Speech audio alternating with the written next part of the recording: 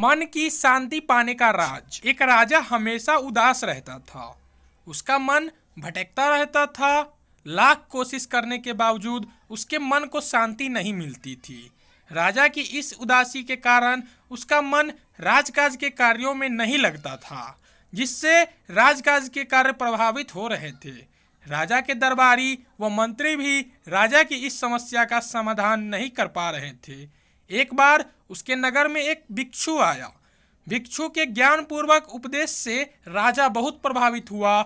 उसने भिक्षु से पूछा, मैं राजा हूँ, मेरे पास सब कुछ है, किंतु फिर भी मेरे मन में शांति नहीं है, मुझे क्या करना चाहिए? भिक्षु ने राजा की बात पर गौर किया और फिर कुछ सोचकर बोले, राजन, आप प्रतिदिन भेष बदलकर अपनी प्रजा के बीच में जाएं और यह जानने की कोशिश करें कि प्रजा का क्या हाल है और आपका राज्य कैसा चल रहा है। राजा ने भिक्षु की बात मानी और प्रतिदिन भेष बदलकर प्रजा के बीच जाने लगा। प्रजा के बीच जाने से राजा को बहुत हैरानी वाले बातें पता लगा। उसे पता चला कि प्रजा बहुत दुखी है। उसके राजकाज के कार्यों में कम दिलचस्पी लेने के वजह से राज्य के अधिकारी लापरवाह और रिश्वतखोर हो गए हैं। जमाखोरों की वजह से दैनिक कार्यों की मूलभूत वस्तुओं के भाव बढ़ने से महंगाई बढ़ गई है। खीन पानी की समस्या थी तो कहीं स्वास्थ्य सुविधाओं का अभाव था। धनी लोग तथा राजा के रिश्वतखोर अधिकारी मिली भगत से राज्य की संपदा लूट रहे थे। गरीब व्यक्ति और गरीब होता जा रहा था। प्रजा में राजा के प्रति आक्रोश बढ़ता जा रहा था। किसी भी वक्त प्रजा राजा के खिलाफ विद्रोह कर सकती थी।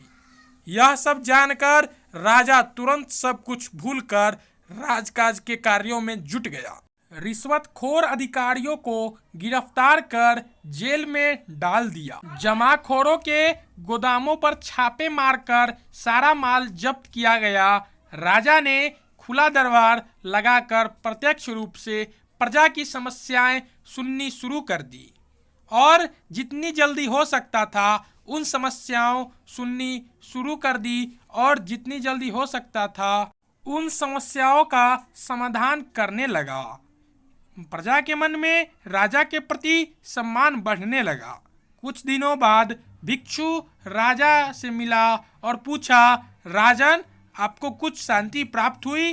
राजा बोले, मुझे पूर्ण रूप से शांति तो नहीं मिली, किंतु जब से मैंने अपनी प्रजा के दुखों के बारे में जाना है, मैं उनके दुख निवारण में लगा हूँ। इससे मेरे मन को थोड़ी थोड़ी शांति मिल रही है। तब भिक्षु ने समझाया, राजन, आपने शांति के मार्ग को खोज लिया है, बस उस पर आगे बढ़ते जाएं। एक राजा तभी प्रसन्न रह सकता है जब उसकी प्रजा सुखी हो। कथा का सार यह है कि देश के शासकों को आम जनता के दुख तकलीफों के बारे में गहराई से जानना चाहिए और उसका निवारण करना चाहिए। अगर आम जनता सुखी होगी तो देश के शासक भी सच्चा सुख अनुभव कर सकेंगे और देश तरक्की की राह पर चलेगा। आशा करता हूँ कि आपको यह जानकारी भरी वीडियो पसंद आई होगी। ऐसे ही हर रोज़ कुछ नया जानने के लिए और ऐसी ही कहानी देखने के लिए हमारे चैनल को सब्सक्राइब कर दे और अगर आप नए हैं तो बेल नोटिफिकेशन को भी ऑन कर दे, जिससे कि हमारी नई वीडियो की अपडेट आप तक जल्द से जल्द मिलती रहे।